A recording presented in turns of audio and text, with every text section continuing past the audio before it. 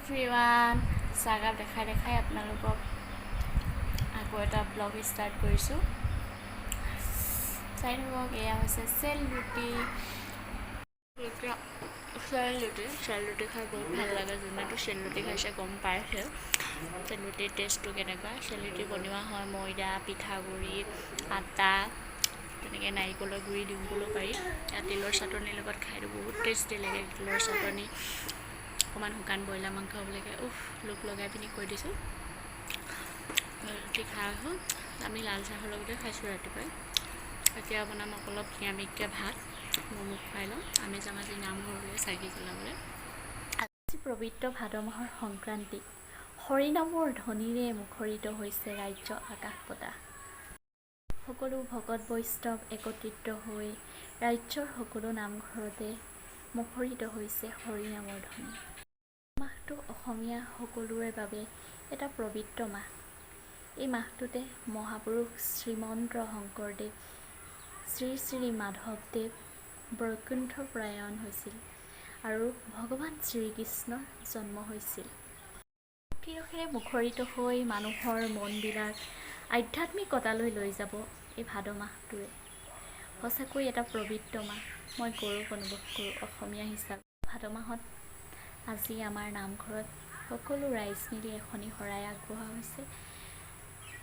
ভাদৰ মাহত প্ৰথম আজি সংক্ৰান্তি, সেয়ে আজি নামঘৰলৈ ওলাইছোঁ এগছি চাকি জ্বলাবলৈ, ভগৱানৰ চৰণত আশীষ বিচাৰি পৰিয়ালটোৰ মংগলৰ বাবে, অসমৰ সকলো অপায় অমংগল, এই পৃথিৱীৰ অপায় অমংগলবিলাক দূৰ হওক। সকলো নামঘৰতে কাইলৈৰ পৰা লোৱা হ'ব ভাদমহীয়া নাম। কিমান যে ভাল লাগিব। সকলোৱে হৰি নামৰ ধ্বনিৰে মুখৰিত হৈ পৰিব। সকলো ধূপ ধূনা চাকি বন্তি গোন্ধৰে মুখৰিত কৰিব মানুহৰ মনবিলাক আধ্যাত্মিকতালৈ। মই গৌৰৱ অনুভৱ কৰোঁ অসমীয়া হৈ। অসমীয়াৰ জাতিৰ পৰিসীমাৰ কথা কৈ শেষ কৰিব নোৱাৰিম এষাৰে।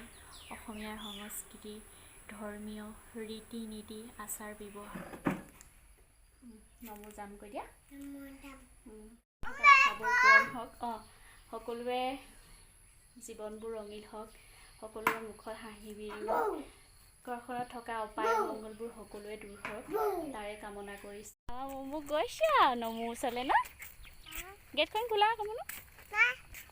সেউজীয়া বাগানৰ মাজে মাজে গৈ আছোঁ আমি নামঘৰৰ অভিমুখে। মমো আৰু মই আমি আহি আছোঁ ন নমো ওচৰলৈ। বোকা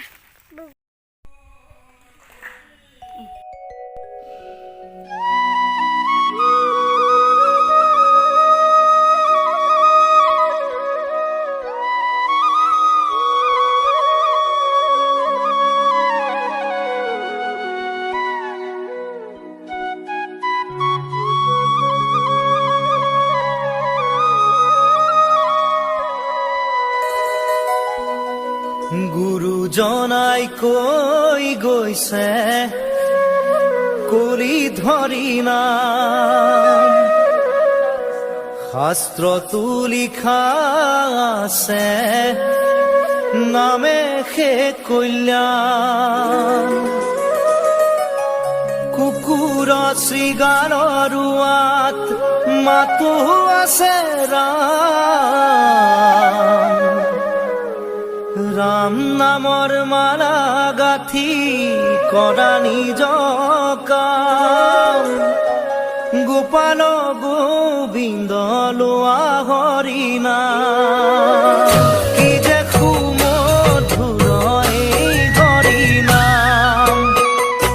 গুৰুজনাই কৈ গৈছে কলিৰ হৰিনাম, শাস্ত্ৰতো লিখা আছে নামে সে কল্যাণ। কুকুৰ শৃগালৰ ৰোৱাত মাতো আছে ৰাম নামৰ মালা গাঁঠি কৰা নিজ কাম।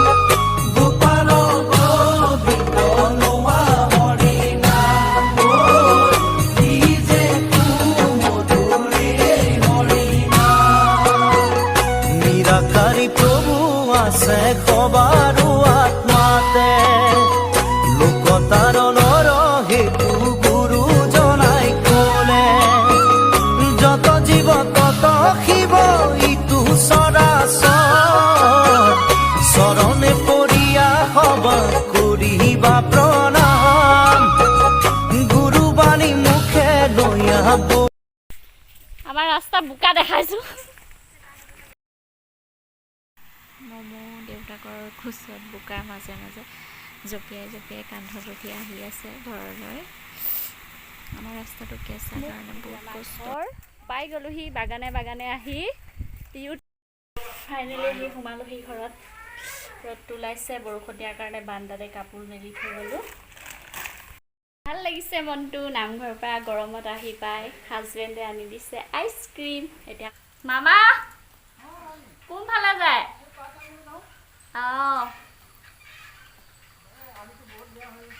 কিনা হাঁহৰ ঠোঁটলৈকে মঙহ বুলি কয় নহয় এয়া লাগি আছিলে কেলে এনেই পেলাম ন চেলেকি খাই দিছোঁ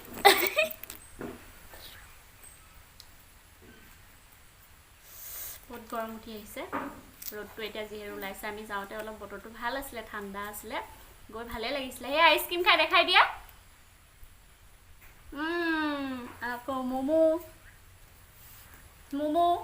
মমোৱে ঢুকিয়ে নাপায় চাপৰ যে ন এইটো মমোক দেখাই দিছোঁ আমি কাপোৰে খোলা নাই নামঘৰৰ পৰা আহি ন নমো কৰিলোঁ ভাল লাগিলে নাই নমো কৰি ভাল লাগিলে নমো গৈ হাতত পেলাইছে গোটেই পেনত পেলাব এতিয়া মই জানো নহয় পেলাব চুলাই তোলাই পৰিলে মমো ভাগত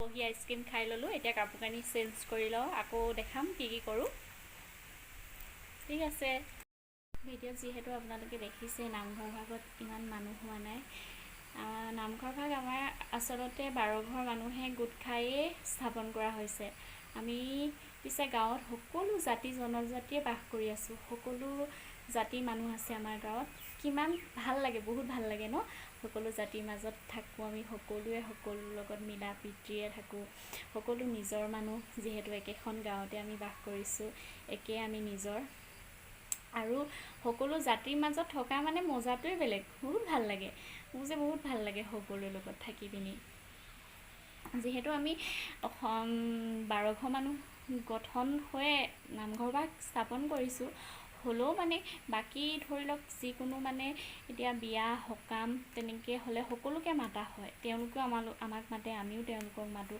কেতিয়াও ভেদাভেদ নেৰাখোঁ মাজত তেওঁলোকেও নাৰাখে ভেদাভেদ একদম নিজৰ আপোন নিচিনাকৈ সকলোৱে আঁকোৱালি লয় আমিও ল'ব বিচাৰোঁ যিমান পাৰোঁ চেষ্টা কৰোঁ সকলোৱে মনৰ মাজত সোমাবলৈ ভাল লাগে কিমান ভাল লাগে মই এক শব্দৰে প্ৰকাশ কৰিব নোৱাৰোঁ সেয়াই আছিলে আমাৰ নামঘৰ ভাগৰ আজি যিহেতু আছে 12 ঘৰ মানুহ হ'লেও আজি সকলো মানুহ নামঘৰত গোট খাব নোৱাৰিলে কেতিয়াবা হ'লে আপোনালোকক দেখাম যেতিয়া ল'ৰাৰ পৰা জ্যেষ্ঠজনলৈকে যায় তেতিয়া ভাল লাগে বেছি সেয়াই আজি খানাটো কেনেকৈ বনাওঁ দেখাম আপোনালোকক এতিয়া পিছবেলা খানা ৰেডি কৰিব হ'লে ৰাতিপুৱা খালীকৈ ভাত বনোৱা হ'ল অলপ চিম্পুলকৈ বনালোঁ নিৰামিষকৈ যিহেতু নামঘৰত শৰাই দিয়া হৈছে চাকিও জ্বলাম মইতো নোখোৱাকৈ গ'লোঁ নামঘৰলৈ বেটাক অকণ ভাত খুৱাই ল'লোঁ হাজবেণ্ডকো দিলোঁ হাজবেণ্ডে নিজৰ কামত ওলাই গ'ল তাৰপাছত এতিয়া আকৌ নামঘৰৰ পৰা আহিলোঁ নামঘৰৰ পৰা যিহেতু মই সোনকালে গুচি আহিলোঁ দেহাই বহুত আমনি কৰিলে তাৰ মানে খোৱা সময় হ'ল খোৱাও সময় হ'ল সেইটো কাৰণে গুচি আহিবলগীয়া হ'ল সোনকালে নাম ভাগাই নাই নাম লৈছিলেহে প্ৰথম শৰাৰ সেৱা জনাই গুচি আহিলোঁ চাকি তাকি জ্বলাই তাকে শেষলৈকে দেখাব নোৱাৰিলোঁ যিহেতু মই গুচি আহিলোঁ শেষলৈকে নাথাকিলোঁ দেখাম আজি পিছবেলানো ঘৰত এতিয়া কিনো কৰোঁ এতিয়া ভাত বনাবলৈ লৈছোঁ ভাত বনাম টেঙা আঞ্জা খাবলৈ মন গৈছে টেঙা মাছৰ আঞ্জা খাই খুব ভাল লগা হৈছে আজিকালি মানে আগতে ইমান ভাল লগা নাছিলে আজিকালি টেঙা আঞ্জা খাই মানে টেঙা মাছৰ আঞ্জা খাবলৈ মন যায় গৰম হ'লে বেছি ৰ'দ দিলে টেঙা আঞ্জা খাওঁ সময়ে লাগে টেঙা আঞ্জা বনাম তাকে চাই থাকক ভিডিঅ'টো বিলাহী কাটি লৈছোঁ মাছ জিকা বিলাহী জোল বনাই খাম। যিহেতু মানুহ 3জন 3 পিচ মাছ লৈছোঁ। মাছখিনিত নিমখ হালধি লগাই ভালকৈ সানি লৈছোঁ মই।